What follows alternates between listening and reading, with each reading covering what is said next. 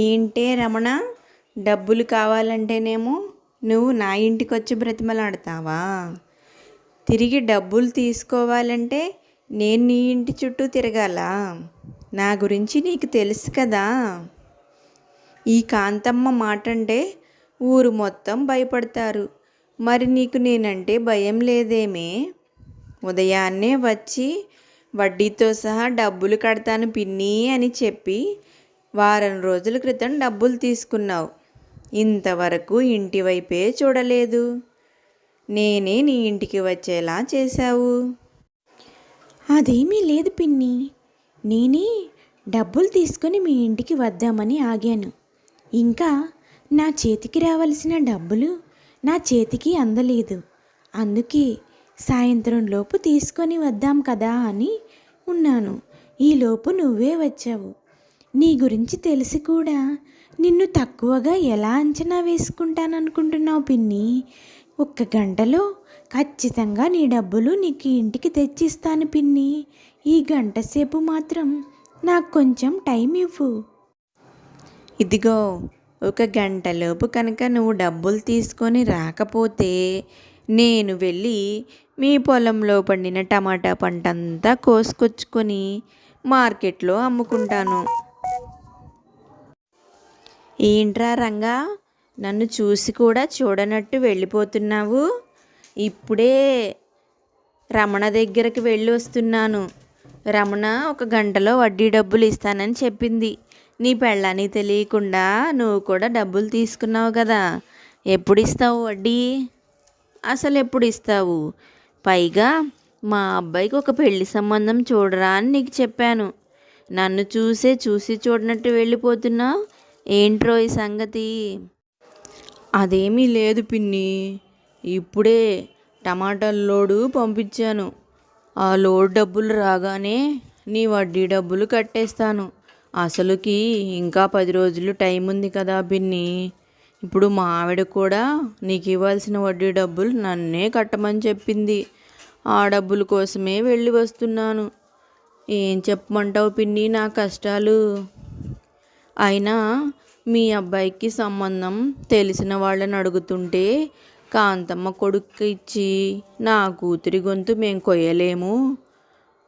ఆ విషయం గురించి అయితే ఇంటి వైపు కూడా రావద్దని తిడుతున్నారు పిన్ని. అంతే. ఏంట్రా, ఏం మాట్లాడుతున్నావు? నా కొడుకు గురించి ఎవర్రా అలా మాట్లాడేది? నేను కొంచెం గడుసుదాన్నే. అయినా నా కొడుకు ఎలాంటి వాడో నీకు తెలియదా? తెలిసిన వాళ్ళు కూడా ఇలా మాట్లాడతారేంటి? అయినా మీలాంటి వాళ్ళకి అప్పు ఇవ్వటం నాదే బుద్ధి తక్కువ.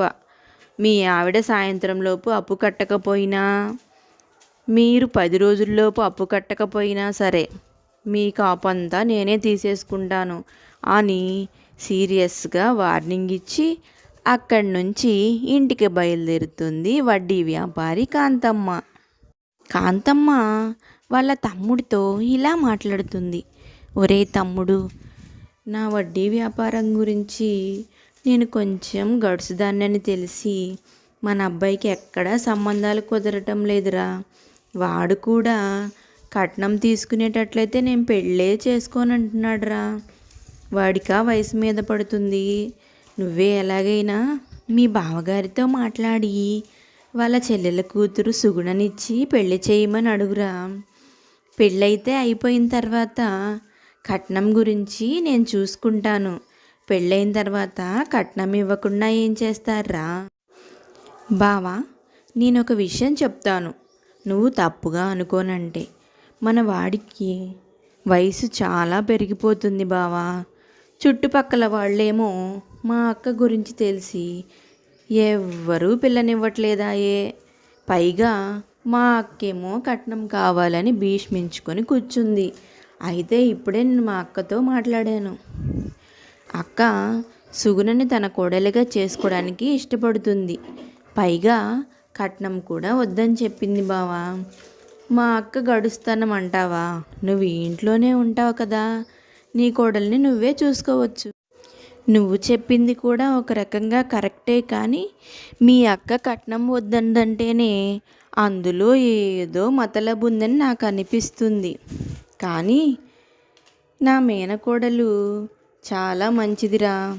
మీ అక్క చేతుల్లో అది పడితే పాపం దానికి నరకం చూసిన కింద లెక్కే.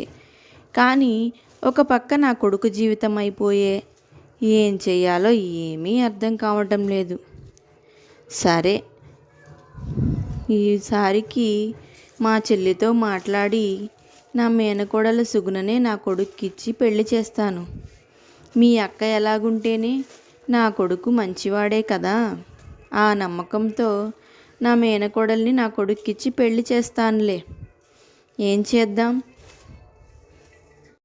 ఆ తర్వాత కాంతమ్మ భర్త కాంతమ్మ దగ్గరికి వచ్చి ఇలా అడుగుతాడు.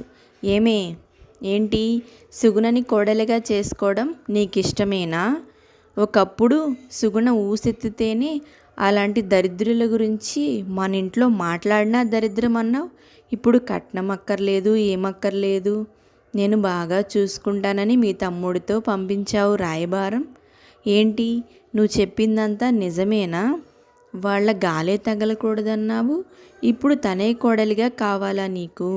ఎవ్వరూ పిల్లనివ్వకపోయేసరికి ఆఖరికి నా చెల్లెల కూతురే దిక్కయిందానే నీకు? అదేంటండి అలా మాట్లాడతారు? కొడుకు మీద నాకేనా బాధ్యత, మీకు లేదా?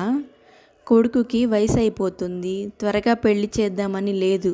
వాడా నేను కట్నం తీసుకొని పెళ్లి చేసుకోనని అలా ఉన్నాడు. మీరేమో కొడుకు గురించి ఆలోచించకుండా ఇప్పుడు కూడా నన్ను సూటిపోటి మాటలు అంటున్నారా? అవును, నా కొడుకు జీవితం బాగుండాలని నేను కట్నం అవసరం లేదు అని చెప్పాను. అలా చెప్పకూడదా? నేను మాత్రం మనిషిని కాదా? ఎంత ఆ తరువాత కాంతమ్మ భర్త సుగుణ ఇంటికి వెళ్తాడు. సుగుణ, నువ్వు నీ బావని పెళ్లి చేసుకోవాలమ్మా. నీ బావంటే నీకు చాలా ఇష్టమని నాకు తెలుసు. కానీ మిత్తతో నువ్వు పడలేవని ఇన్ని రోజులు నేను పెళ్లి చేయలేదు. ఈరోజు నిన్ను అడుగుతున్నాను, మీ బావని పెళ్లి చేసుకోమ్మా. అదేంటి మావయ్య అలా అడుగుతారు? మీకు తెలుసు కదా నాకు బావంటే చాలా ఇష్టమని. నేను బావని పెళ్లి చేసుకోవడానికి ఎప్పుడూ సిద్ధంగానే ఉన్నాను. కానీ అత్తయ్యే నాకు డబ్బు లేదని నన్ను కోడలిగా చేసుకోవడానికి ఇష్టపడలేదు. ఇప్పుడు అత్తయ్య ఒప్పుకుందంటున్నావు కాబట్టి నేను బావని పెళ్లి చేసుకుంటాను మావయ్య, నువ్వేం దిగులు పడకు అని చెప్తుంది సుగుణ. అలా సుగుణ కాంతమ్మ ఇంటి కోడలవుతుంది. సుగుణ చాలా అందంగా ఉంటుంది, పైగా తెలివైనది కూడా.